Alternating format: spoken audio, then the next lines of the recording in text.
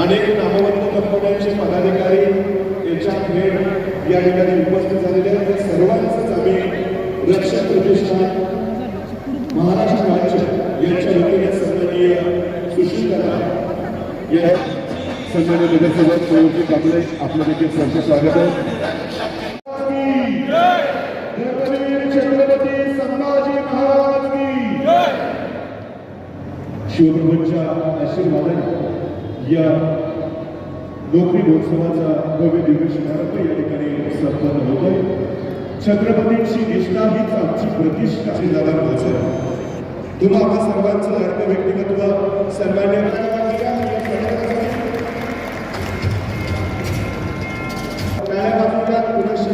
या सर्वांसाठी स्टेजवर उपस्थित असलेले विधिज्ञांना या ठिकाणी दिले जाते. गणपत साहेबांचं टाळ्यापासून स्वागत करूया. टाळ्या वाजवूया या सत्कारासाठी. पुढील स्वागत सुशील भाऊ जाधव आपण करावाशी विनंती आहे. या कार्यक्रमाच्या निमित्तानं मंचावर उपस्थित मयूर कांबळे सन्माननीय नगरसेवक आमच्या सन्माननीय बंटीभाऊ मोरे आणि वैभव या कार्यक्रमाच्या निमित्तानं पुढील स्वागत. यानंतरचं स्वागत सन्माननीय बंटीभाऊ मोरे आपल्याला विनंती आहे. कार्यक्रमाच्या निमित्तानं स्वागत प्रतिष्ठानच्या माध्यमातून केले. टाळ्या वाजवूया त्या सगळ्यांच्या स्वागतासाठी सगळी साताऱ्यातील प्रतिष्ठित आणि यानंतर मनोजभाऊ माळी आपल्या सर्वांच्या समोर. टाळ्या वाजवूया त्या सगळ्यांच्या स्वागतासाठी ही सगळी साताऱ्यातील प्रतिष्ठित मान्यवर मंडळी मंचावर आपल्या सर्वांच्या समोर सन्मानित होत आहेत. या सर्वांचंच आम्ही सहर्ष स्वागत करतो. महेश शिरोसाहेब यांचं देखील या ठिकाणी स्वागत होतं. मॅडम शेख स्टेजच्या समोर विराजमान असलेले आमचे सातारा जिल्ह्यातील सर्वच पत्रकार बंधू, यामध्ये अजितजी भिलारे पोळी नाका शेखदा सहर्ष स्वागत करतोय. मंडळी, सुरुवातीलाच तुम्हाला सांगितलं की हा कार्यक्रम तुमच्यासाठी आयोजित केलेला आहे, त्यामुळे या कार्यक्रमामध्ये तुमच्या सगळ्यांचं सहकार्य हे आम्हाला अपेक्षित आहे. संयोजकांच्याकडून तुम्हाला वारंवार सूचना केली जाते.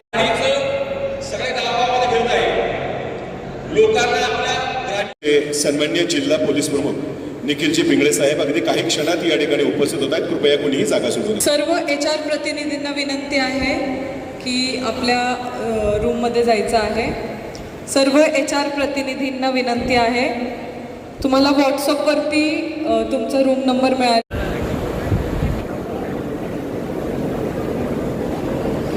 सन्माननीय IPS निखिल पिंगळे साहेब आपल्या सर्वांच्या मध्ये उपस्थित राहत आहेत. जीवनाच्या निर्मितीसाठी कार्यरत असलेले पोलीस दल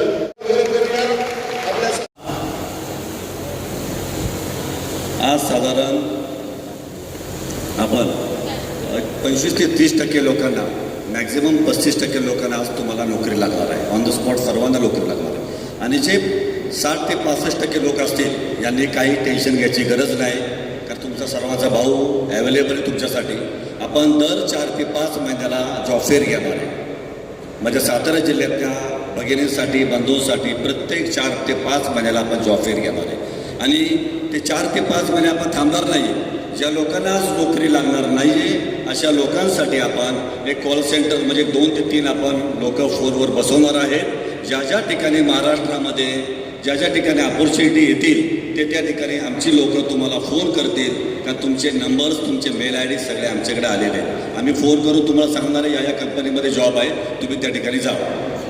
त्यामुळे काही टेन्शन घ्यायची गरज नाही.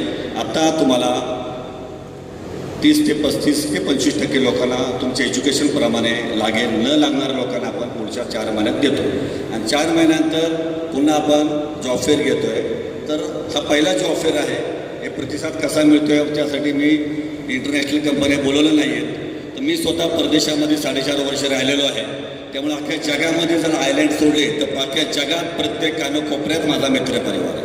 त्यामुळं पुढचा जॉब फेअरला आपण 10 ते 15 कंपन्या आपण बाहेर आंतरराष्ट्रीय कंपन्या म्हणजे इंटरनॅशनल कंपन्या ज्या आहेत त्याही आपण घेऊन येणार आहोत. त्यामुळे डोमेस्टिक आणि इंटरनॅशनल असा पुढचा जॉब फेअर आपला असेल. त्यामुळं काही टेन्शन घ्यायची गरज नाही आहे तुम्ही. आणि तुम्ही सर्वांनी उपस्थिती राहिली हे मला सगळ्यांना आनंद व्यक्त करतो. माझे प्रतिष्ठानचे सगळे जिल्हाध्यक्ष असतील, सगळे पदाधिकारी असतील माझे, यांनी गेले 8-15 दिवसापासून त्यांनी खूप मेहनत केलेली आहे. तर त्यांचेही मी आभार व्यक्त करतो. आणि तस्मे दिदीला मी सांगतो की आपण थोडं माईक हातात घ्या आणि पुढच्या प्रोसेस चालू करा. कारण ज्यांच्यासाठी जॉब फेअर अरेंज केलेलं माझे भगिनी असतील, माझे बंधू असतील, तर त्यांना ताटकळत बसणं बरोबर नाही वाटत. दुसरं सर्वात महत्त्वाचं सांगतो, आमचे महाराज साहेब श्रीमंत छत्रपती उदयन महाराज असतील किंवा श्रीमंत छत्रपती शिवेंद्रराजे असतील, दोघांच्या आशीर्वादाने आपण सर्व प्रतिष्ठानची काम पाहतो. आपले महाराज साहेब काल इथे आज अवेलेबल नाही आहेत, महाराज साहेब बाहेर आहेत. पण रात्री आमचे महाराज जे सुयसायक अमोलजी आहेत, तर अमोलजींनी काल मला महाराजांना फोन लावून दिला रात्री. आणि महाराज साहेबांनी काय विचारलं असेल, मी राजकीय नाही त्यामुळे नेहमी खरं बोलणारा माणूस आहे. महाराज साहेब बोलले की त्यांना ऊन खूप कडक आहे, त्याचं प्रॉपर व्यवस्था केली का? मग त्यांना सांगितलं प्रॉपर व्यवस्था केलेली आहे. बसायची व्यवस्था केली का? पाण्याची व्यवस्था केली का? कूलर लावलेत का? मग कूलर लावलेले, पुन्हा रात्री मी कूलर वाढवले. म्हणजे असे आमचे देवश्री छत्रपती उदयन महाराज, ज्यांना कुठेही असते जगाच्या पाठीवर, तर त्यांना माझ्या जिल्ह्यातल्या लोकांची खूप कळकळीची त्यांना काळजी असते. खूप त्यांना प्रत्येकाची काळजी घेतात ते अशी. आणि आपण सर्व मोठ्या प्रमाणात उपस्थित राहत पत्रकार बंधूचेही मी सर्वांचे आभार मानतो. तुमच्या माध्यमातून मी या ठिकाणी पोचलो आहे. कारण तुमच्या माध्यमातूनच मी सोशल मीडियाच्या माध्यमातून सर्वांपर्यंत मी लिंक शेअर केल्या. आणि सर्वांचे आभार मानतो मी. जय हिंद, जय महाराष्ट्र, जय सातारा.